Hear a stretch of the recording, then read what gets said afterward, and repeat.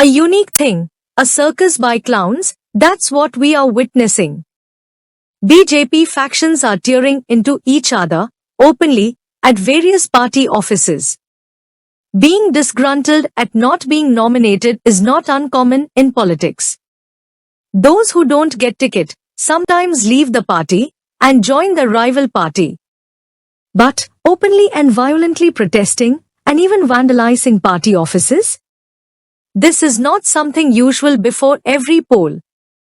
Even more intriguing is the fact that Amit Shah is unfazed. He is deeply concerned about resentment and discontent in Assam.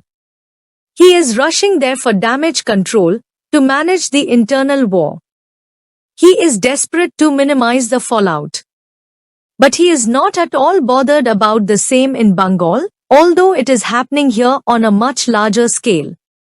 Wonder why? Two simple reasons. First reason is this. An internal survey by the BJP has revealed that they have no chance of winning in Bengal.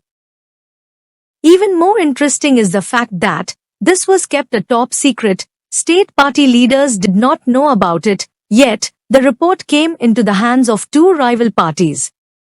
Anyway, the central BJP has no hopes in 2026 and is not so concerned about factional war in Bengal as it is about the same fallout in Assam. But another report has jolted them. Even though they are not going to win, the party could be totally wiped out this way. Hence, all the overactive, unconstitutional behavior of the Election Commission, not for winning 2026, but for bare minimal survival. Otherwise, complete extinction in the state is staring right on Amit Shah's face. And there is a second reason. Central BJP just doesn't trust the state BJP. The total lack of trust has grown deeper in the recent years. The money for the previous poll campaign, sent by central BJP to state BJP, has simply evaporated. No accounts are available. This has not helped the issue. If anything, the mistrust has grown deeper. Add to that the fact that except for one High Court judge and one university professor, the state BJP lacks educated people. Most are just school dropouts with no certificates or fake certificates or affidavits of their qualification instead of certificates.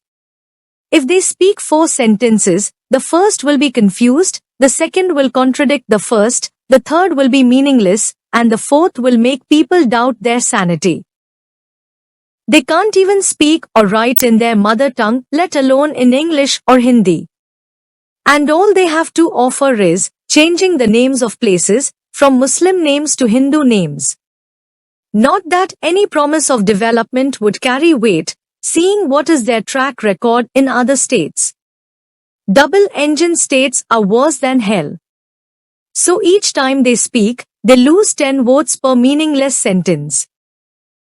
And all these 5 years, they have been active only on news media or social media, but never connected with common man. Why is Sandesh Khali not mentioned now? It was a top point on their Lok Sabha poll campaign.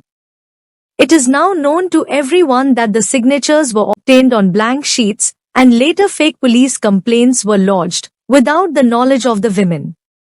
This hasn't helped improve public confidence nor Amit Shah's trust on these state leaders.